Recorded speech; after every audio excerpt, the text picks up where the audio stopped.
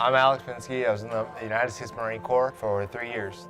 I was in Afghanistan on June 1st, 2009, and my vehicle ran over an IED. I had to learn how to speak, eat, think, everything. I'm Carissa Littlejohn. I served in the United States Air Force, and I served for about 5 years. I was a medic in the Air Force. I ended up having 3 surgeries on my shoulder, so I wasn't fit for duty after that. I'm pretty surprised. I think the doctors are too. They told me that I couldn't lift more than 5 pounds after I got out. I completely have no cartilage, everything's torn, it's pretty bad. And of course, I'm not gonna listen. I set a small task, a little goal.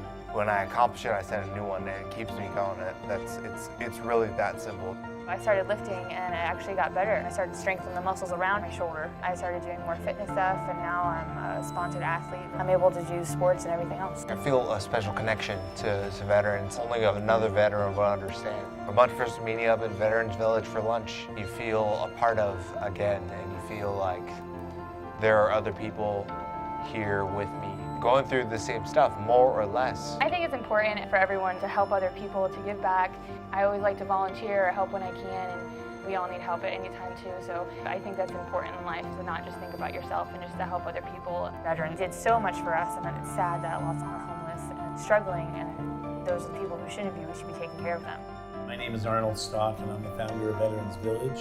When Zappos people come on campus here, everything changes. New shoes and food and the upbeat attitude. We want to thank you very much. No matter where we are politically, socially, whatever, when we go to sleep at night, the United States military protects us around the world. And thank you for protecting us.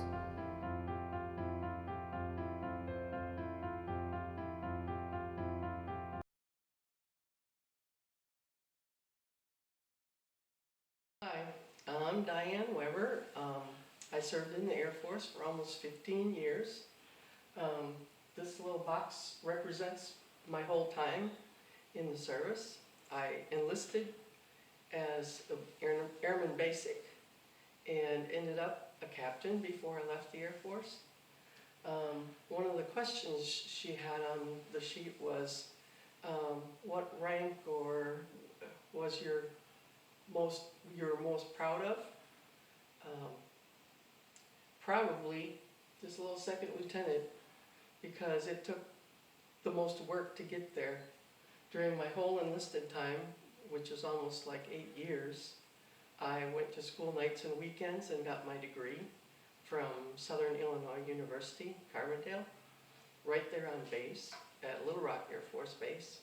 And it took a lot of work to work my regular job, fixing aircraft, and going to school also.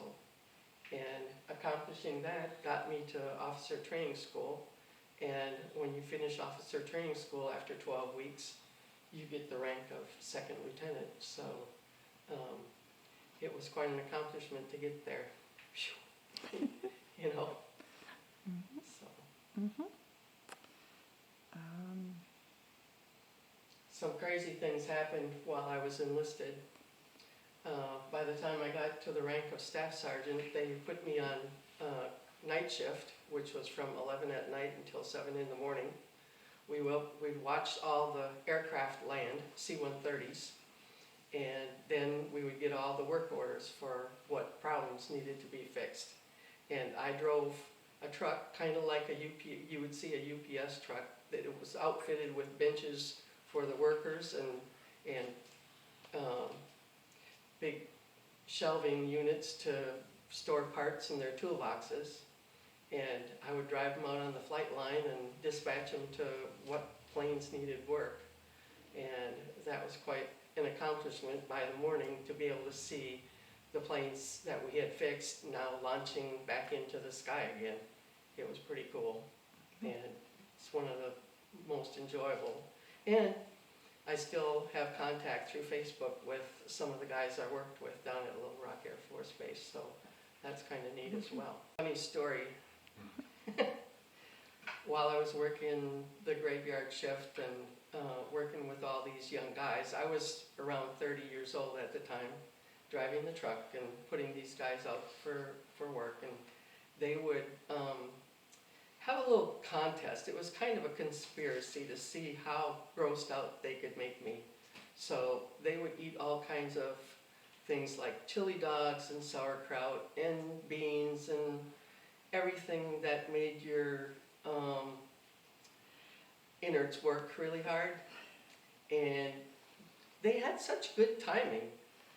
When I was ready to put them out on an airplane, they would just have these gastric explosions, whether it was burping, belching, or using the other end. They left quite a green cloud for me in the truck, and I had to deal with that. So it was fun. Looking back at it now, it's funny, but at the time, I had to get revenge. So whoever was the worst conspirator for the night, I would give them the list of scope changes. If there was either a radar scope or a ski scope, station keeping equipment, depending on what kind of mission they had. So I had a whole list of scope changes, and I would drop that worst person off at the one end of the flight line and give him the tail numbers, and he'd have to walk the whole flight line and change scopes. And then I would pick him up maybe 2 hours later after he had walked off his situation.